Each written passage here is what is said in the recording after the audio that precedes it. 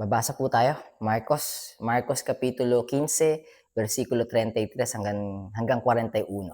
Yeah, hanggang 41. So, Mark chapter 15, verse 33 to 41. And it's getting late. I need to upload this one. I have to. I was sleepy already and a bit tired, but parang parte na siya ng ng sistema ko na hindi pwedeng hindi makapagbasa. So anyways, babasahin po natin ang title ay Ang Pagkamatay ni Jesus. At least dito sa version na babasahin natin ang salita ng Diyos. And then may parallel verses siya sa Matthew chapter 27 verse 45 to 56 and Luke chapter 23 verse 44 to 49 and John chapter 19 verse 28 to 30. Alright. So, babasahin ko na po ito. Nang mag-alas 12 na ng tanghali, dumilim ang buong lupain sa loob ng 3 oras. So for 3 hours. And Jay and I was talking probably not 2 days ago, maybe 3 days ago, maybe 2 days ago. Actually, earlier this morning pala. Hindi pala earlier this morning lang. Nung lunchtime. Na even the Chinese, na-cover din nila yung time na yun. May recording din sila nun. Kasi di nila alam na hindi nila alam yung Messiah, hindi nila alam na yung nangyayari sa Middle East, sa Israel, ng time na yon. Pero na-cover nila yun, yung matagal na parang eclipse or dumilim yung paligid. So anyways, let me just continue reading. Nang mag-alas 12 na ng tanghali, dumilim ang buong lupain sa loob ng 3 oras. 34. Pagsapit ng alas 3 ng hapon, sumigaw si Jesus ng malakas, Eloi, Elohi, lema sabachthani. So, babasahin ko na. Hindi ko na itatranslate. Na ang ibig sabihin ay, Diyos ko, bakit mo ako pinabayaan? My God, why have you forsaken me? Psalm chapter 22, if I'm not mistaken. Psalm chapter 22. You know what? Let me just check it. Psalm chapter 22. It is, oh, there you go. Almost there. Yeah. My God, why hast thou forsaken me? So, kasi ba't ko alam yon, laging ginagamit ng mga Momo yon, mga Muslims na argument. Kung anak siya ng Diyos or kung Diyos siya, bakit siya tumatawag? My God, why have you forsaken me? Sabi nga, pag-usapan natin ng mga nakaraan, our Lord Jesus Christ got separated with God because He took our sins. And our sins, that separate us from God. Sin, here we are, here is God, and in the middle is sin. So we cannot go to God directly because of sin. And when our Lord Jesus Christ took our sins from us, He becomes sin. So He got separated with God the Father. So talagang, kumbaga, para ma-fulfill yung wrath ng Ama, tsaka ma-justify yung anger niya, kailangang pagdaanan ng anak, yung kailangan niya pagdaanan. And he's quoting Psalm chapter 22, the first verse. Anyways, let me just continue reading. Pagsapit ng alas 3 ng hapon, sumigaw si Jesus ng malakas, Elohi, Elohi, lema sabachthani. Na ang ibig sabihin, bali yung Elohi, lema sabachthani, Aramaic po yun. So, ang Bible, nasusulat siya sa tatlong language. Hebrew, Koine Greek, and then Aramaic. Alright. Na ang ibig sabihin ay, Diyos ko, bakit mo ako pinabayaan? My God, why hast thou forsaken me? Alright. 35. Nang marinig iyon ng mga nakatayo roon, sinabi nila, pakinggan ninyo, tinatawag niya si Elias. Kala nila si Elias yung God, or tinutukoy niya si Father, si God the Father yun. 36. May isang taong tumakbo at kumuha ng sponge, isinawsaw niya ito sa maasim na alak, at kinabit niya ito sa dulo ng isang patpat at idinampi sa bibig ni Jesus para sipsipin niya. Sabi ng taong iyon, tignan natin kung darating nga si Elias upang ibaba siya sa krus. Right, 37. Sumigaw ng malakas si Jesus at nalagutan ng hininga. Sa ibang version yung sinigaw niya ron, alam niyo kung ano? Sorry, hindi ibang version. ibang sumulat ng gospel kasi 4 yung gospel, 4 ang sumulat. So, si Matthew, si Mark, si Luke, tsaka si John. May tetelestai na binanggit bago ginave up binanggit ni Jesus, ni Jesus Christ, yung word na tetelestai, which means, or na-translate sa word na it is finished, pero yung tetelestai, ang ibig sabihin nun, Greek word yun. Tetelestai meaning paid in full.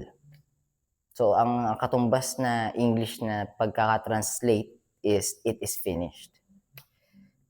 Dito, hindi sinabi dito ni Mark na binanggit ni Lord na it is finished. Pero sa ibang gospel, nabanggit yun. Tetelestai. Okay. Sinabi niya, 37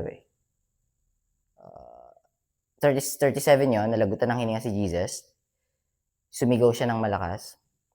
38, nang sandali ring iyon, nahati mula sa itaas hanggang sa ibaba ang kortina sa loob ng templo.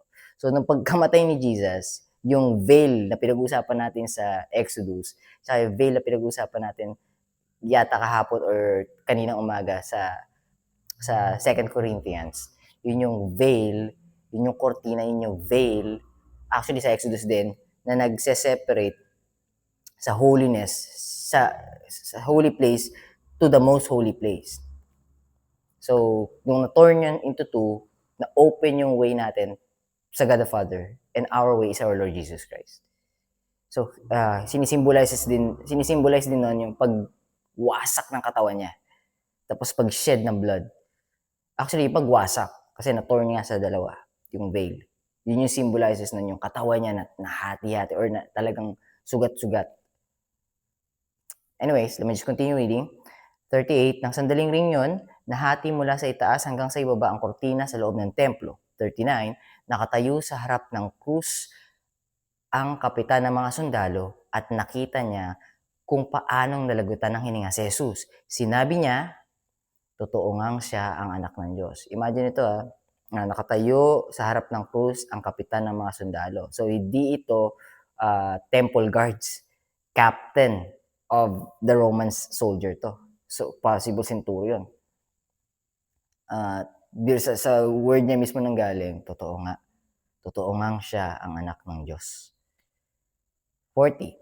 Sa di kalayuan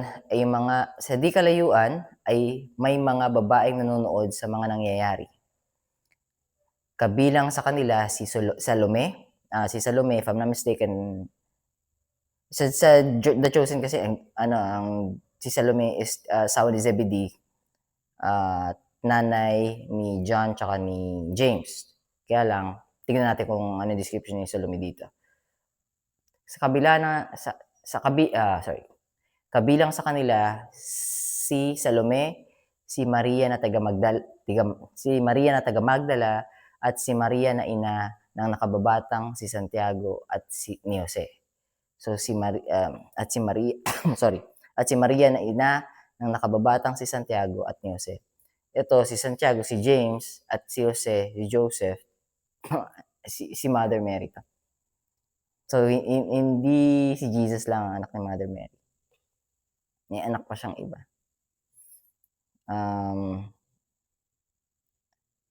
Hindi yung after mamatay ni Joseph. Hindi na walang recordings na nakapag-asawa ng iba si Mother Mary na namatay si Joseph, yung stepfather ni Jesus.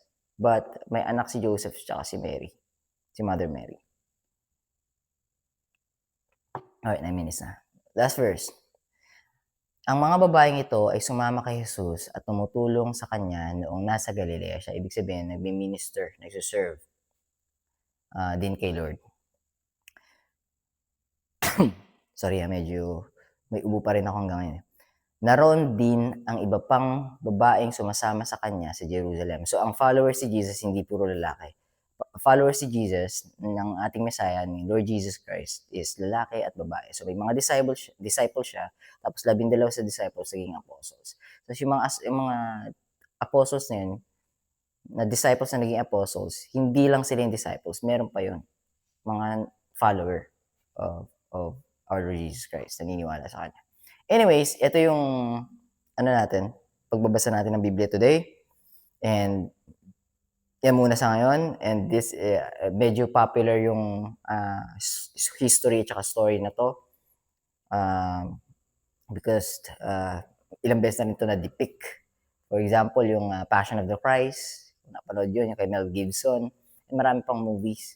Pero abangan nyo, merong parating na movie si Mel Gibson, dinirect niya. Yun na yung after ng crucifixion. Kasi yung Passion of the Christ, crucifixion na namatay si Jesus. Tapos, ang ending nun, spoil ko talaga yun, no? Ang ending nun, tumayo sa tomb si Jesus. So, yung continuation ng movie na yon, two-part movie na dinirect ni Director Mel Gibson, magaling na artista. Continuation na. Alright, anyways, yan yung Bible reading natin today. And sisingit ako ng Bible study. Tingin ko ma-upload ko before 12 midnight. And yeah, I think that's it for today. I'm gonna let you go. And I'll be seeing you later. Anyways, so God bless you. Keep safe. Bye for now.